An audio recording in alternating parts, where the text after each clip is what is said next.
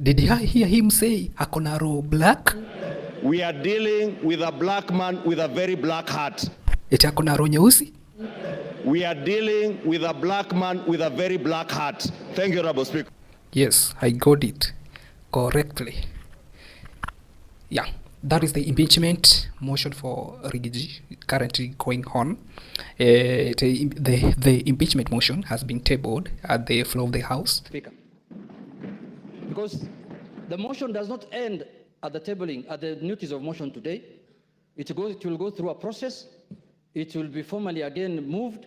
Members will debate and members will vote on it. Mr. Speaker, we want those 291 members of parliament to turn up here the day of voting, Mr. Speaker, without missing any one of them, Mr. Speaker. Mr. Speaker, we have just passed the new Inspector General of Police the other day here, Mr. Kanja. Not really. He must take responsibility as the Inspector General of Police, Mr. Speaker, to guarantee the safety, as the Inspector General of the country, Mr. Speaker, to guarantee the safety and the security of the 291 members of the... Mr. Speaker, you know this thing. What we are doing is not a small thing, Mr. Speaker. When Trump was being removed, was being impeached in the United States, must protect our president to the hilt. Any reckless thug can decide to change the course of history if, God forbid, anything were to happen to our president. You get my point? And there are people who we have been so worried lately, I get the feeling that they can even have the capacity to plan something like that. Let us make sure this information goes out. Our president must be protected to the hilt until this motion is over. We do not go into the substance of the motion until we are done with debate. After debate, Honorable Speaker, we are all at liberty to discuss, and that includes, Honorable Speaker, both those who have appended their signatures, like myself, and the other few who have not appended their signatures, Honorable Speaker. The 58 members who have not appended their signatures. Honorable Speaker, just to add on to what the Honorable Farah and Honorable Junet have said, Honorable Speaker, the security of members of Parliament is paramount. Honorable Speaker, I say that looking at you, because you know on the 25th of June this year, Honorable Speaker, none other than yourself, you were a target, and you know that. And not a target for harm, but a target for elimination based on the position you hold as Speaker and the ranking order should anything happen to the President or the Deputy President, Honorable Speaker. Honorable Speaker, I want to beg that you take with a little more weight the issues raised by Honorable Junet and Honorable Farah Maalim, because, Honorable Speaker, we have seen it on social media. We have been told by certain quarters that before March of 2025, they say bendera itapepea mlingoti nusu. Honorable Speaker, these are weighty issues. And I hear what the Honorable Farah Maalim is saying on the security of the President, and we have no business to advise the Inspector General and the Director of the National Intelligence Service on what to do. But for members of this House, all the 349 of them, Honorable Speaker, you must direct the Inspector General of Police, who was approved by this House less than a month ago, to ensure that when this House is sitting within the precincts of Parliament, and even outside and including committees of this House sitting, Honorable Speaker, members are secured. Thank you. And even in their homes, Honorable Speaker, they are secured. Because, Honorable Speaker, I say this, being privy to the information that I was privy to and you are privy to on the 25th of June, and knowing, Honorable Speaker, that as Honorable Junet has said, we are not dealing with an ordinary matter, we are not dealing with an ordinary man, we are dealing with a black man with a very black heart. Thank you, Honorable Speaker. I mean, and the National Assembly, and more than 290 members of parliament had already signed a document to impeach the deputy president. So very clear that the deputy president is going to be impeached and nothing is going to save him. In fact, less than 100 MPs have not signed to impeach the deputy president. That includes, have not heard the name of Babu Wino, have not heard the name of the one, what is that woman? Wamshomba. I've not heard the name of Peter Salasia. This name got my attention. The following names got my attention. The name of Sabina Chege, the name of Mathira MP, the name of 90% of Nyanza MPs in the Western, the name of, for example, Rama, who was perceived to be ally of the deputy president, the name of Mount Kenya MPs, in fact more than 80%, that got my attention. But what is actually happening? There is Rigathi Gachagua impeachment, which has now taken about 70% of our attention, of Kenyan attention. To everybody is now following. Every channel is on the impeachment motion of Rigathi Gachagua. Every part of the nation, everybody, in fact 90% of the population are eagerly following to see how things are going to escalate. So all the attention has been put into the impeachment motion in Rigathi Gachagua. You are very aware that a lot is happening in this nation, including Adan deal. There is a plan to sell the JKIA to an Indian in the name of Adani. There is a chief scandal. There is a transition of that's the healthy sector. There is a transition of chief from NHIF and a lot.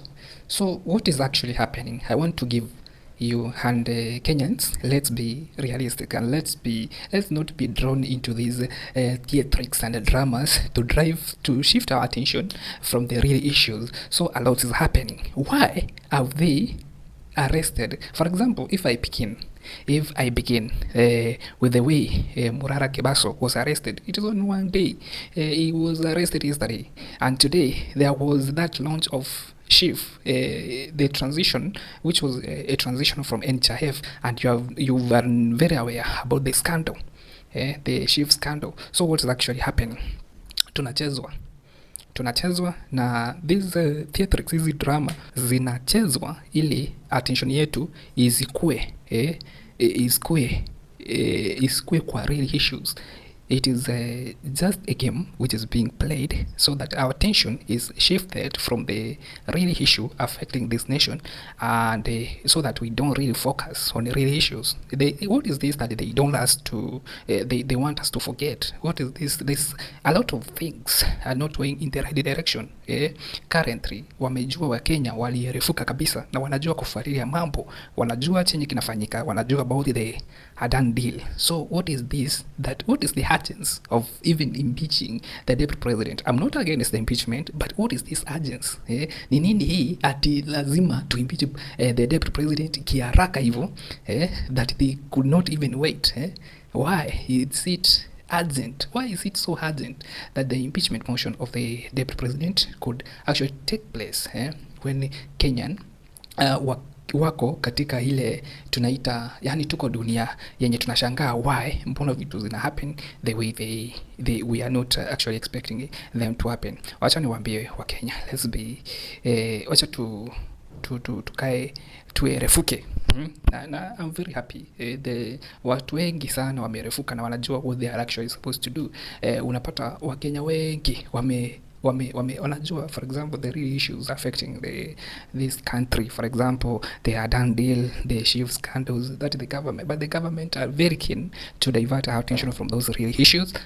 Wanatuletea hizi sarakazi ati sisi tufikirie ya kwamba kuna impeachment motion, which I'm very very sure a lot of you mmekuwa, ama sisi wote tumekuwa tukifuatilia kwa undani, lakini hata kama tukifuatilia hivyo, let's not forget, najua hawa watu they are taking us for granted, wanagundua ya kwamba if they bring this and this they are going to divert our attention, na sisi tutaforget, tutasahau, eti tuko wepesi sana wa kusahau.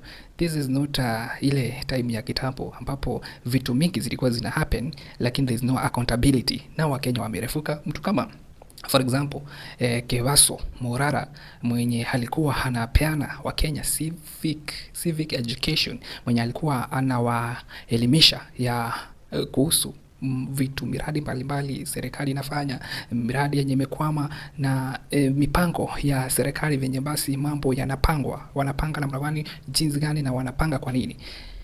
Sasa kumushika ama to arrest the one Murara Kebaso is a clear indication that this government is very keen that they actually, in fact hata hiyo inaweza kuwa ni kutest waters, kutest vile wananchi wata react. They are trying to test how the mwananchi is going to react now that they have arrested their spokesman, the person who they purport to be speaking on their behalf, and wakiona Wakenya wametulia, then they will just know that this is going to be dealt this way, and they're just going to gauge how they are going to deal with people like Morara Kebaso, and how the country is going to react to their treatment. So, but good news, Kebaso has been released on a cash bail of 50,000. He was the charges were that about cyber harassment that he published on Twitter or on X platform, information which was incorrect about the president. But that is non-issue. That is non-issue. The main goal is to divert our attention from the real issues affecting us to non-issues. Now tukuje kwa the impeachment motion which was being tabled today in the floor of the parliament about the impeachment of one Rigiji. It is a non-issue. That is non-issue. I don't support it. I neither don't feel like I should okay, I'm not interested about the impeachment motion, but I feel like these guys, that's non-issue. That's non-issue. They are trying to divert our attention completely from the main issues, and they have realized that a done deal. They have realized that a done deal is the very major issue affecting the citizens of this nation, and the aim is that it must pass. So I don't know what you think. Let's raise up. Let's say enough is enough. It is time for a better future. Let's raise. Every citizen should just raise up and say enough is enough. It is time for a better future. It is the time to raise our voice. Yes, it is our responsibility to make sure that things are moving in a right way. It is for our own good. It's for our own good. It is good.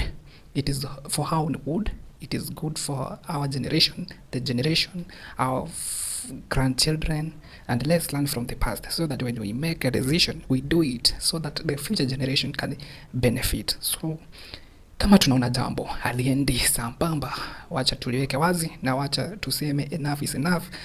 Tumechoka na tuweze kusema venye hiko ndivyo nchi itanyooka. In fact, kama si corruption, maybe tungekuwa kila mtu tungekuwa mbali as a nation, na uchumi ingekuwa mzuri, kila mtu anaweza afford. We are just living in a country majority wako very poor, with just in fact 1% ndio wako on the top, but majority of the population are just here at the bottom. That should be discouraged. That should be dealt with. That should be a discussion. We should not allow few individuals ruin the nation, and yani wanafanya vitu vile zilikuwa zinafanywa. It is not a norm anymore. Let's stand up. Let's stand for the truth. Let's work towards saving this country. So I don't know what you think. What do you think? Rigiji now ni kama ataenda, but ni sacrifice too. Ni sacrifice, and I've seen. Okay, let me talk about Rigiji in the next video. Yeah.